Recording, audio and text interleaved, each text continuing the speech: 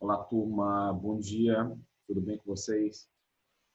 Nossa aula de hoje vai ser sobre um tema muito interessante chamado fraqueza muscular adquirida na UTI. É um tema que realmente volta para tudo que já discutimos aqui nas nossas aulas, ventilação mecânica, parte de monitorização. Então, eu digo que o carro-chefe da fisioterapia é o movimento. Então, é impossível esse tema não está ligado com os outros temas. A gente não tem como fazer desmame da ventilação mecânica no paciente que está com uma fraqueza muscular severa, o paciente que sofre cabeça crítica e dificilmente esse paciente vai segurar fora da ventilação mecânica, ele não está num protocolo de mobilização.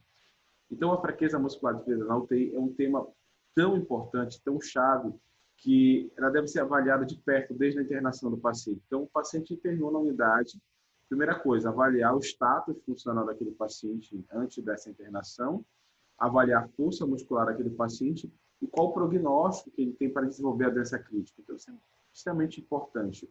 Você fazendo essa avaliação prévia daquele paciente, o grau de fragilidade daquele paciente, podemos discutir futuramente, você pode ter uma noção de como aquele paciente vai desenvolver, vai cursar durante aquele processo de internação. E você sabe, se aquele paciente ali evoluir com fraqueza muscular adquirida na UTI de uma forma severa, uma força muscular em homens menor que 11 kg força, uma mulher menor que 7 kg força, ele não vai ter tosse adequada, ele não vai ter força adequada para se manter fora da ventilação mecânica, vai ter menor status funcional, maior risco de infecções e maior mortalidade naquela internação. Então, esse tema é muito importante. Então, a gente tem que desvincular essa ideia que o fisioterapeuta no lugar de terapia intensiva é apenas um manipulador ali de secreções, apenas um que gerencia a ventilação mecânica. Nada disso. A gente manipula todo o paciente, ou seja, desde o status ventilatório, o status motor e funcional, ou seja, pensando sempre no paciente como um todo. E para entender isso daí, nós temos que ter noção de muita coisa, de avaliação do paciente crítico, de monitorização, de drogas vasoativas, estado nutricional, doença crítica, algumas drogas, antibióticos, protocolos de mobilização, avaliar o score de força, avaliar o score de funcionalidade. Então, nós temos a ventilação mecânica em si, então tem muita coisa, entender as barreiras da mobilização, então, critério de segurança, então, muita coisa interessante pode ser utilizada nessa aula. Então, vamos lá. Uma coisa interessante sobre a internação prolongada. Deixa eu levantar aqui minha imagem. Aqui.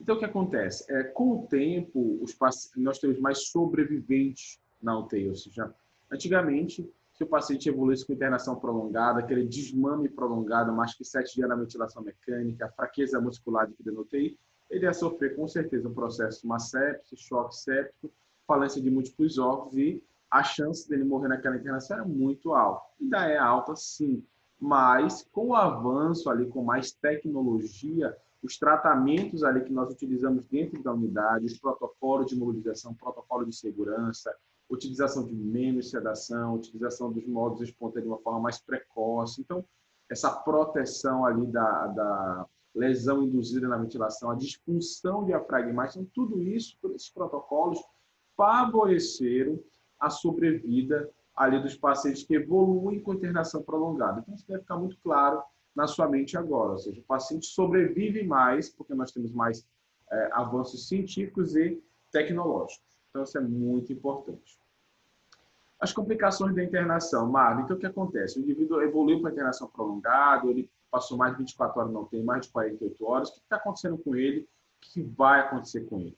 Número 1, ele vai ter descondicionamento físico, ou seja, o paciente vai perder realmente ali capacidade funcional, vai perder força, pode evoluir para delírio, pode evoluir para miopatias, prejuízo funcional, dispneia, ansiedade, depressão e o mais novo, a maior discussão agora, que é a síndrome pós-terapia intensiva. Então, Marda, a gente tem tantas condições adversas e deletérias naquele paciente que está evoluindo com internação prolongada, o paciente que vai realmente complicar durante aquela internação. E qual é a nossa defesa para essas complicações? Gente, a defesa é a reabilitação precoce, ou seja, você não esperar aquele doente lá estubar, não esperar aquele doente desmamar da ventilação mecânica para começar um protocolo. Nada disso, gente. O protocolo começa na admissão. Começa com condutas muito simples, ou seja, qual o grau de sedação que aquele paciente precisa. qual o nível de suporte controlado ele precisa, a partir de que momento eu já posso colocar ele em modo espontâneo de forma segura, que eu não posso evoluir ali com uma disfunção diafragmática. Isso é um artigo bem recente do Evan Gorigan, mostrando ali várias maneiras que o músculo diafragma pode se machucar. Ou seja, se você não ficar atento a essas condições, você vai colocar de forma precoce, devido em modo espontâneo com o modo PSV, o indivíduo vai estar lesionando e piorando a sua condição. Então, esses protocolos chaves, sim, favorecem a reabilitação funcional. E da melhor forma possível, ou seja, na forma mais precoce possível, colocar o seu paciente no protocolo de reabilitação. Essa pequena imagem aqui mostra algo bem interessante, que já levantei agora há pouco, ou seja, o que acontece? Nós temos, para conseguir sobreviventes na UTI, pacientes que vão chegar no estado de recuperação, principalmente pacientes que evoluem com internação prolongada, nós temos muitas condições adversas contra esses pacientes. A idade, o estado nutricional, o descanso no leito, a imobilização, o paciente, o imobilismo, melhor dizendo, a sepsia, a inflamação e drogas. Ou seja, você tem um grupo de agentes deletérios contra aquele paciente. O paciente, às vezes, entra no estado ali, praticamente, da parte neuromuscular ali, saudável, ele evolui com disfunção da doença crítica ou doença crônica. Esse paciente vai com essas condições, evoluir para limitações funcionais e pode chegar na mortalidade.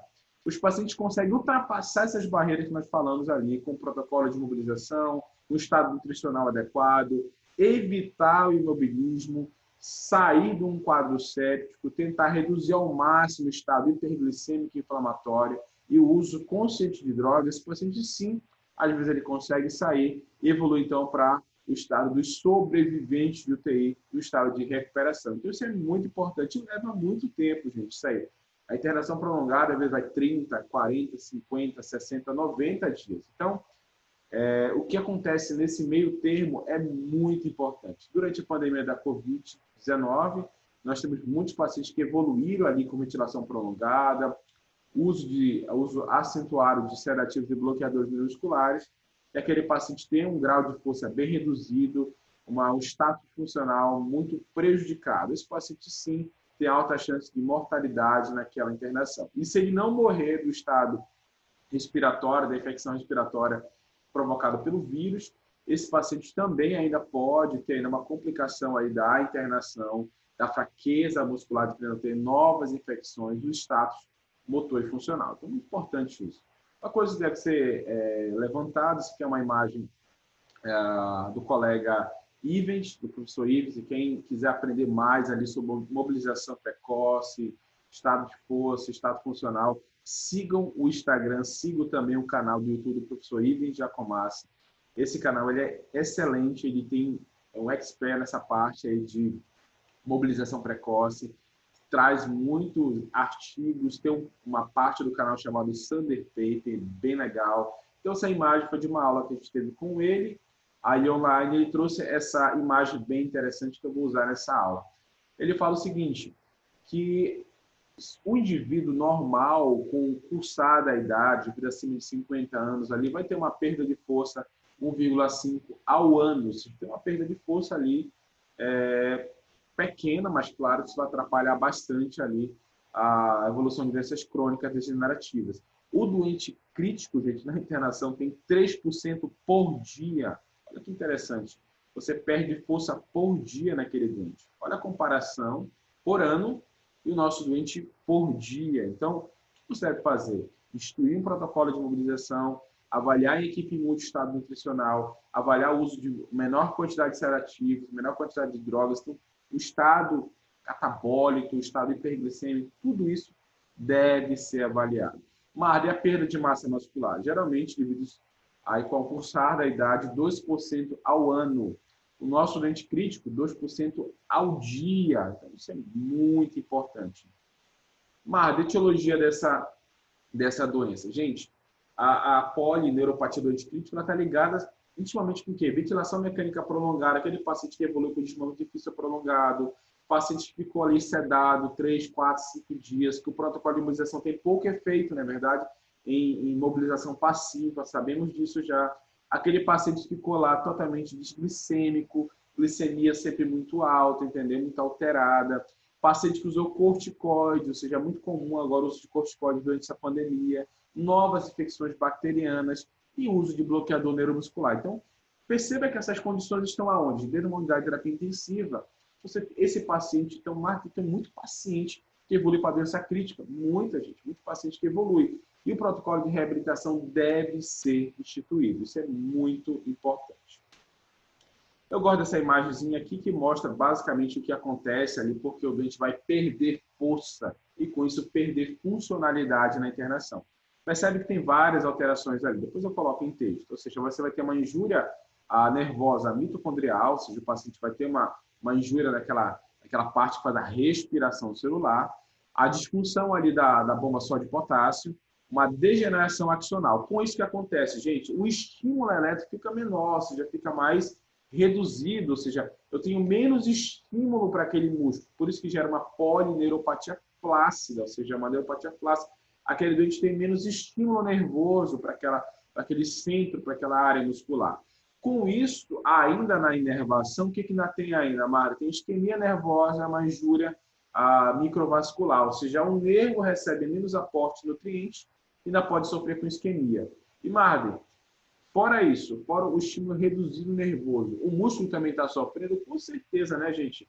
A menor parte muscular da unidade contrátil muscular, no caso, está também totalmente alterada, evoluindo com necrose, perda de força, redução desses sarcolemas. Então, gente, a alteração em duas linhas, entendeu? A linha muscular e a linha nervosa, fora o estado catabólico e hiperglicêmico, que também vai alterar o estado ali nutricional celular. Então, isso é muito importante, reconhecer o que está acontecendo naquele doente crítico. E está aqui, ó, o doente crítico geralmente tem o quê?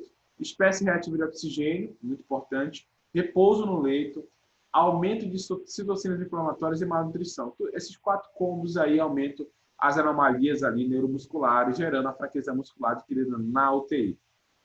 O paciente fraco, que nós vamos ensinar a avaliar a fraqueza muscular, esse paciente tem aumento do tempo de ventilação mecânica, aumento no tempo de permanência na UTI no hospital, disfunção física e perda da qualidade de vida. Isso aqui é muito, muito importante. Aqui eu falei um pouquinho da fisiopatologia, né? Injúria mitocondrial nervosa, a bomba de sódio, a injúria microvascular, a necrose tecidual. Então, tudo isso, gente, gera essa paralisia flácida, a perda de força muscular, esse controle também glicêmico também, isso gera, então, a diminuição de força muscular e a perda funcional. Uma coisa que a gente não pode esquecer também, que uma disfunção dos canais de sódio vai acontecer o quê? Extravasamento de fluido ali para fora do vaso, gerando, então, o edema, entendeu? Aquele paciente fica mais anasarcado, com uma distribuição ali desfavorável dos fluidos. É muito importante. Mário, e essa fraqueza muscular realmente é muito prevalente na UTI, gente, pode ocorrer até em 60% dos pacientes. Com a pandemia, com certeza a fraqueza muscular foi lá para cima, porque era mais difícil de desmamar os doentes, ele ultrapassava os 7, 8, 10, 12, 15 dias de ventilação mecânica, eram pacientes que evoluíram com ventilação prolongada, que necessitavam de uma traqueostomia para desmame. Esse paciente, às vezes, recebeu mais de 7, 8 dias de bloqueador neuromuscular, alteração glicêmica, alteração para nível de sedação para o RAIS -5, sedação plena. Então, a sua função, o seu protocolo de mobilização às vezes era bem mais ineficaz. Quando aquele doente realmente era possibilitado de acordar, às vezes ele não tinha saído nem da ventilação mecânica, e você institui um protocolo de mobilização com ele, e aquele protocolo ainda era ineficaz porque a força muscular ainda era bem reduzida. Você ia correr atrás do prejuízo. Então, sim, é muito prevalente. Isso atrapalha bastante, alterando a capacidade funcional, aumentando a mortalidade, aumentando o tempo de permanência na UTI e reduzindo a qualidade de vida. Então, isso é muito importante. Mário, como é que eu vou dar o diagnóstico dessa fraqueza muscular adquirida na UTI? Então, primeiramente, tem que conhecer o diagnóstico, a história clínica do doente. Eu digo uma coisa interessante. A família sempre fala, olha, meu pai chegou andando, meu pai chegou assim, meu pai chegou dessa maneira, ele ficava em pé, ele andava até bem. Então, o paciente chegou bem. Então, tudo essa fraqueza ocorreu durante o processo de internação, que não tem uma causa, por exemplo, neurológica, medular, entendeu? Como um TRM, uma injúria cerebral, um Guillain-Barré, ou seja, não tem uma justificativa para aquela condição. Aquela condição foi aquela fraqueza que foi do curso da internação. O familiar chegou ali, ele chegou muito bem. Aí ele foi entubado e agora ele está muito fraco. Então, é uma fraqueza bilateral, não única, não geralmente não unilateral, mas sempre bilateral. De origem flácida, né, que nós falamos, ele cursa geralmente de distal para proximal, ou seja, o paciente ainda tem um pouco de força, às vezes na extremidade, e já no esqueleto mais próximo ao tronco, a força já está muito reduzida. Geralmente não acomete nervos cranianos, e quando nós avaliarmos a força muscular por esse score chamado MRC, vai estar menor que 48 pontos. E está muito ligado, né, gente, com ventilação mecânica prolongada, aqueles fatores lá geralmente levam à fraqueza muscular adquirida na UTI. Mari, como vou mensurar a força? Eu vou mostrar logo o score aqui à frente. Ó.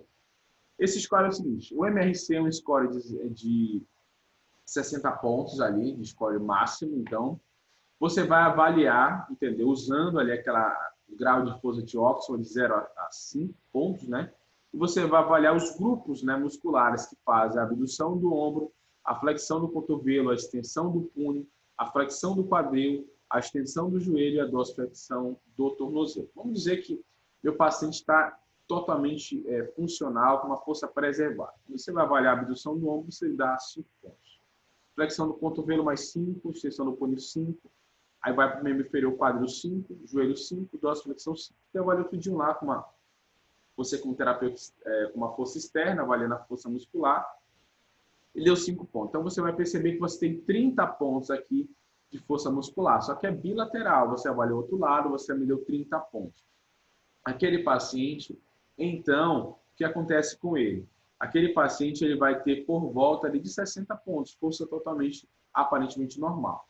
Se seu paciente tiver um grau 3 de força para todos os músculos, olha o que acontece. Você tem ali, então, por volta de 6, né, movimentos ali para avaliar. Né? Então, 6 movimentos vai ter 18 pontos. Multiplicado por 2, você vai ter um score de 36 pontos. Então, já tem fraqueza muscular adquirida na UTI. Então, muito importante você fazer essa avaliação ali beira-leito. Qual os probleminhas dessa escala, desse score, melhor dizendo? O problema é a capacidade de compreensão, principalmente de pacientes idosos. Então, às vezes é um pouquinho mais difícil de realizar. Uma outra forma de avaliar, uma forma mais prática, entendeu? É através da dinamometria, entendeu? A forma de pressão palmar. Então, você pega o indivíduo ali, você coloca o indivíduo sentado, a posição confortável, você explica basicamente o teste que você vai fazer com ele, ele vai ter que pressionar ali, apertar ali o grip, né? Ali daquele aparelho, e você vai avaliar o valor numérico ali que aparece na tela do equipamento. Se aparecer em homens valores menor que 11 kg mais força, que ele está cursando com fraqueza muscular de UTI. Uma mulher menor que 7 kg mais força. Então, essa forma de avaliar é um pouco mais prática, porque às vezes o indivíduo que tem uma baixa compreensão dos testes do MRC pode se beneficiar da dinamometria. Falando um pouquinho da mobilização precoce, mas então, por que ela é tão importante? Porque realmente a gente deve realizar esse protocolo de mobilização. Mais uma vez, tirando a imagem do professor, da apresentação do professor Ives, ele mostra esse artigo da Critical Care Medicine de 2020, estão mostrando ali bem recente, né? Pacientes crônicos ali, então o protocolo de reabilitação num estudo de revisão sistemática com meta-análise, e mostrou o seguinte, que diminui o tempo de ventilação e o tempo de UTI. Então, instituir um protocolo de mobilização, você diminui o tempo de ventilação mecânica, diminui o tempo de internação. Olha que interessante. Tem aquele indivíduo que você quer desmamar do ventilador mecânico. Por vezes, você só pensa ali, vou passar ele para PSV, evitar subassistência, superassistência, vou avaliar a mecânica respiratória, vou evitar a hiperóxia, hipóxia, vou tentar ofertar sempre o nível de oxigênio ideal, mas se você não instituir um protocolo de imobilização, você vai ter mais tempo nesse desmame. Olha que interessante. Instituir um protocolo de imobilização, esse desmame fica reduzido. E o tempo para alta também é menor. É muito importante. Um outro estudo, mostrando também em 2017, já tem ali a australiana Carol Oldson, né? Mostrando os efeitos ali da mobilização da reabilitação na mortalidade também da UTI, o que acontece, uma redução sistemática, além de melhorar a força, melhorar a funcionalidade, ela mostra interessante, aumenta a sobrevida e dias fora do hospital após 6 meses, ou seja, colocar um protocolo de mobilização, você preserva a vida daquele doente naquela internação e ainda preserva, de certa forma, a vida do doente fora do hospital, diminui a mortalidade, olha assim, olha que interessante. instituir um protocolo, você reduz mortalidade. Mais um estudo aqui de 2019 na Nursing, né? Critical Care, ou seja, que interessante.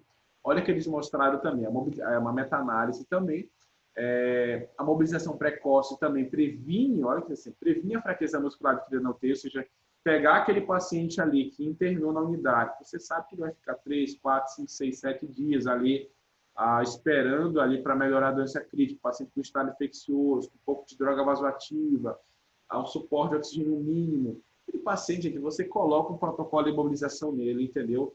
Fora do leito de preferência, você vai perceber que aquele doente, quando cessar a condição que gerou a internação, aquele doente não evoluiu com fraqueza muscular de que ele não teve, porque você tirou ele fora do leito, você botou ele para caminhar, você instituiu um protocolo de mobilização. Então, tudo isso diminui o tempo de internação, melhora a força e funcionalidade, evita complicações como TVP, a pneumonia associada à ventilação mecânica e lesão por pressão. Então, isso é muito importante, tá, gente? Marvin, então, quem eu devo mobilizar? Cheguei na unidade, olhei todo mundo, tenho 10 leitos na minha unidade, vou atender. O que eu devo observar rapidamente para também não fazer coisa errada, não mobilizar aquele doente que não tem condição ali, neurológica, ventilatória ou hemodinâmica? Eu digo que esses 3 pilares são importantes assim, para avaliar rapidamente, né? Parte neurológica, parte ventilatória e parte hemodinâmica. Essas 3 condições ali são um tripé para você olhar rapidamente aquele doente. Você olha para ele e fala, esse doente faz um screen rápido ali. Ele tem alguma contraindicação neurológica para mobilizar, exemplo, sei lá, algum catéter, drenando muito, a pressão intracraniana elevada, alguma contraindicação absoluta ali pela parte médica. Então, você observa rapidamente, ou seja, ou está muito impotência, a perfusão cerebral está muito baixa, não tem indicação de mobilizar. Então, você olha rapidamente o status neurológico daquele doente. Não, tá tudo ok, Mário, o paciente está sedado, uma sedação baixa, a parte neurológica dele está tranquila, pressão intracraniana ok, não tem nenhuma contraindicação neurológica para ele fazer a mobilização. Então você passa para o status ventilatório. Como é que está ali o status ventilatório? Como é? Ele mantém uma boa oxigenação? Sim, Mário, está tranquilo, ele está entubado até, mas está mantendo uma saturação acima de 90%, acima de 92%. Ele tem uma fração expirada de oxigênio até mais baixa, abaixo de 50%. O paciente não está com uma PIP muito alta, não é seu protocolo de pronação. Perceba que, então, tudo justifica a mobilização, não tem aquelas contraindicações ventilatórias. O paciente, não, quando mobiliza, desatura, o paciente não está recebendo muito oxigênio, o paciente não está com uma PIP muito elevada, não tem aquele índice de assincronia elevado. Então, está tudo certinho com aquele paciente. Opa, neurológico ok, parte ventilatória ok, você parte para a hemodinâmica. Como é que está a frequência cardíaca? Como está a perfusão daquele paciente, como está a pressão arterial. Então, tudo isso é muito importante. Avalie esse tripé neurológico, ventilatório e hemodinâmico. Olhando esses três cursos aqui da doença, você vai lá e parte para cima do protocolo de mobilização, que com certeza você vai estar afastando as principais contraindicações. Então, aqui relembrando, ó, pressão arterial ali 60 a 100, tá? Pressão média, melhor dizendo, 60 a 100. Pressão intracraniana abaixo de 10, abaixo de 20. A frequência cardíaca aí, evitar frequências muito baixas. Esse tipo de paciente não colocaram, então, algum bloqueio atrioventricular que necessita de marca-passo, você vai tirar do leito, ele pode evoluir ali com uma 5. Ou frequência muito alta, principalmente em níveis também com paciente com arritmia, então muito cuidado com isso. Paciente com desconforto respiratório também não é interessante. Ou uma saturação abaixo de 90%, com uma fração expirada de oxigênio já muito elevada. Então, muito cuidado com isso. Mas, às vezes, meu doente crítico ali, eu não consigo aplicar o Glasgow nele, pontuação direito, eu tenho uma certa dúvida. Existe alguma outra forma de avaliar o nível de consciência do meu paciente que não seja por essa escala? Sim, gente, existe uma outra forma, tem artigos mostrando essa forma que eu vou colocar para vocês. Então, você faz perguntas simples para ele. Exemplo, coloquei o nome hipotético, João aqui.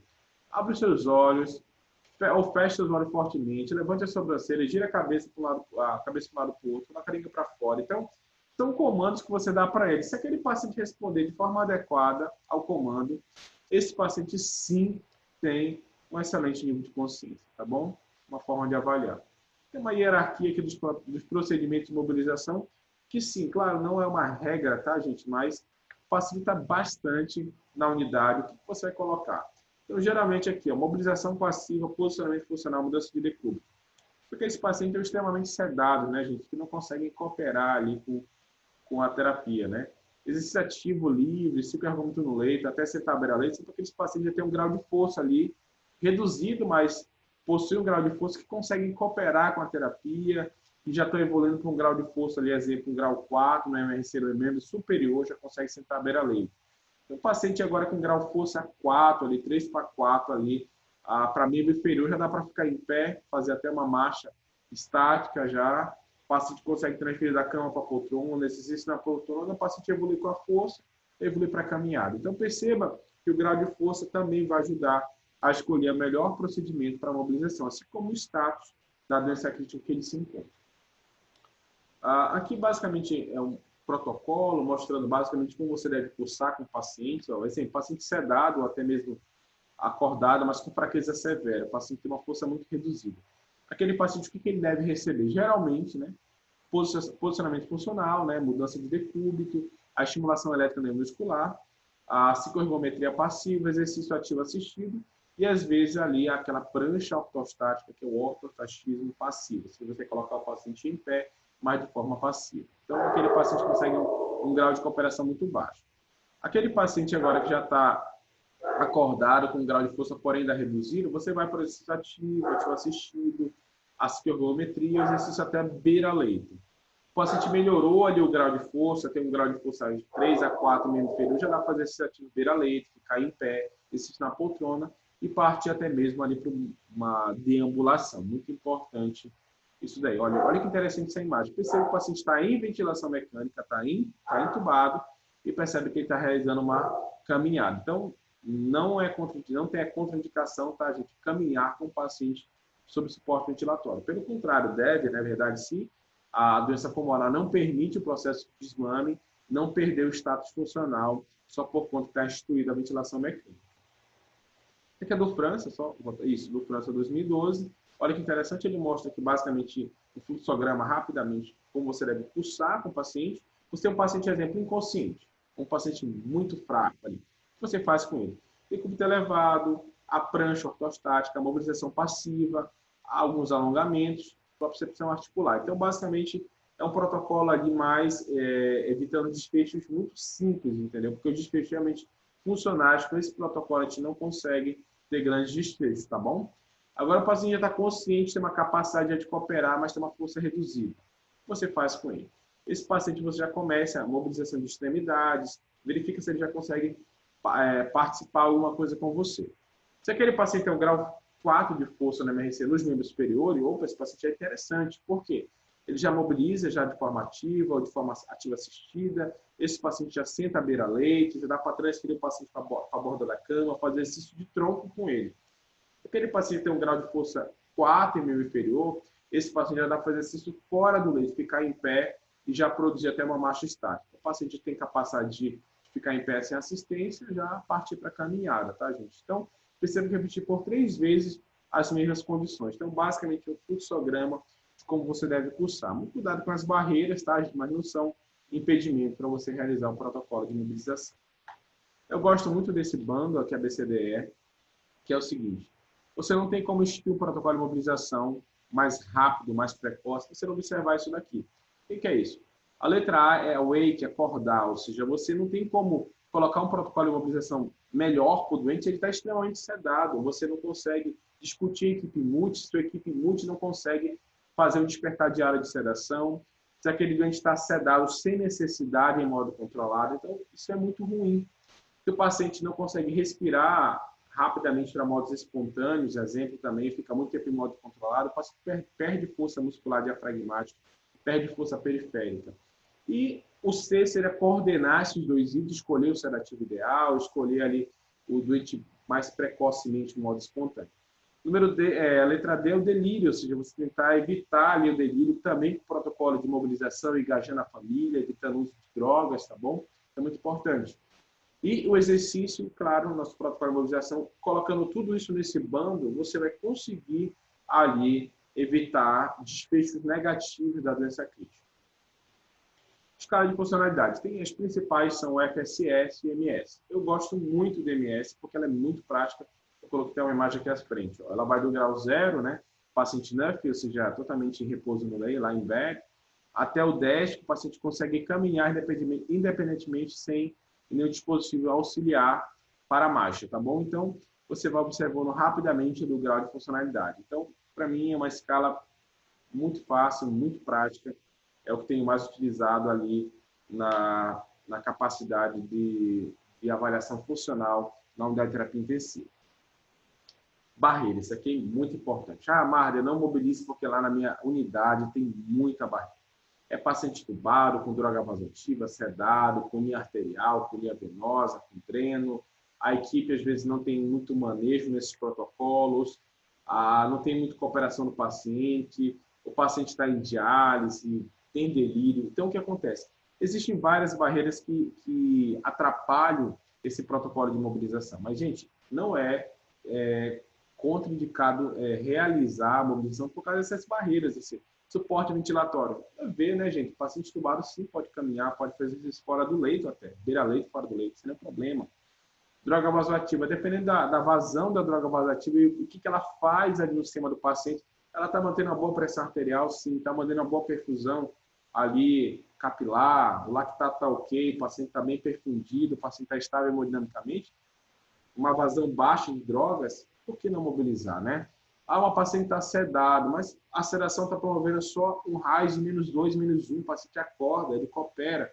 Gente, não é contraindicação também o uso de sedativo.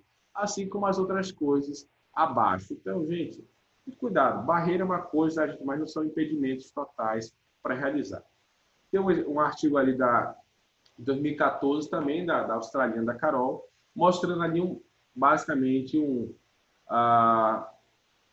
protocolo de segurança de como mobilizar o seu paciente. Então, você pega o seu paciente e você vai observar o paciente grave, tá, gente? Paciente de ventilação mecânica, vamos dizer aqui o título do artigo. Então, você vai avaliar o paciente qual o critério de segurança para mobilizar, se ele tem algum grau de contraindicação. Ela botou essas 3 bolinhas aqui, ó. Verde, que o risco é muito baixo, tá, gente? O benefício é bem maior. O amarelo, que tem um risco maior adverso, só que o benefício é maior que o risco. E o vermelho, que o risco é muito alto, que possivelmente o risco é maior que o benefício. Então, basicamente, um semáforo ali. Olha que interessante. Perceba aqui, ó. Vou dar alguns exemplos, não vou falar todos, tá? Tubo endotraqueal. Está entubado. Pode executar mobilização no leito? Pode. Fora do leito também pode. Traqueostomia? Pode também. FO2 menor que 60. Pode no leito, fora do leito. Maior que 60. Opa, bolinha amarela. Pode, mas já tem um risco ali adverso. E ainda o benefício pode ser maior, mas muito cuidado. Saturação periférica menor que 90. Pode no leito, mas fora do leito é um risco bem maior. Desconforto respiratório, perceba também bolinha amarela. Alguns critérios cardiovasculares. Gosto disso aqui também, olha. Uso de Impride, por exemplo, que é um antihipertensivo, paciente com pressão 200%. Gente, não pode. Se o paciente sangrar, tem alguma complicação ali por essa emergência hipertensiva. Então, muito cuidado, tá bom? Isso aqui também é legal, o uso de drogas, assim, percebe que as bolinhas variam muito a pressão arterial média, mas o desfecho de tudo isso é o seguinte: você tem um indivíduo ali não sintomático, a quantidade de drogas não está alta e ela já estabilizou, ela não está subindo mais, e aquele paciente está estável, ele consegue até cooperar com a terapia, por que não mobilizar, tá, gente? Basicamente, o desfecho é isso daí. Você já tem um suporte já de drogas muito alto, então as bolinhas já começam a pulsar para amarelo e para fora do leite, logicamente, que vermelho, tá bom? Então, muito cuidado com isso. O paciente está mal perfundido, instável hemodinamicamente, pressão baixa, com de droga alta, aí o benefício com certeza é muito pequeno, o risco com certeza vai ser muito maior. Aqui da parte de ventilação, muito cuidado com a PIP, olha, PIP maior que 10, pode ter uma bolinha amarela nas 2 condições. A sincronia ventilatória também muito importante, tá? E posição prona, bolinha vermelha, tá bom? Então, essas são as principais condições. Eu não vou falar todas, tá bom? Porque levaria muito tempo. Que recursos nós utilizamos? Marco, finalizando aqui a nossa aula. Mobilização passiva, lembrar que a mobilização passiva, já falei em algumas aulas anteriores, que a mobilização passiva tem um desfecho muito pequeno para desfecho grande. O que é desfecho grande, Marco? Menor tempo de ventilação mecânica, menor tempo de estadia na UTI, menor risco de infecções e menor mortalidade naquela internação e no pós-alta. As principais aqui, desfecho. Mobilização passiva, gente, não tem esse desfecho importante, não. Então, o que você quer? Ele indivíduo cooperando com você, não você fazendo só por ele, ele participando da terapia, tá bom? Olha que interessante. Agora sim, mobilização ativa e desativa, ativo assistido. aquele paciente coopera com a terapia, ele consegue partilhar da terapia. Perceba esse paciente ali, tem ventilação mecânica, está traqueostomizado, possivelmente ou entubado, está entubado possivelmente, mas está participando ali da ventilação mecânica. Perceba essa outra paciente aqui, ó, fazendo o cicloergômetro, também é uma forma, um recurso de terapia também durante o cursar da internação. A paciente fica em pé e a marcha estática, tá, gente? O paciente mesmo, olha aqui, em ventilação mecânica, pode realizar esse protocolo. Se não há nenhuma contraindicação neurológica, ventilatória, nem hemodinâmica, status funcional permite, tem força muscular para isso, e tem esse grau de funcionalidade, por que não fazer?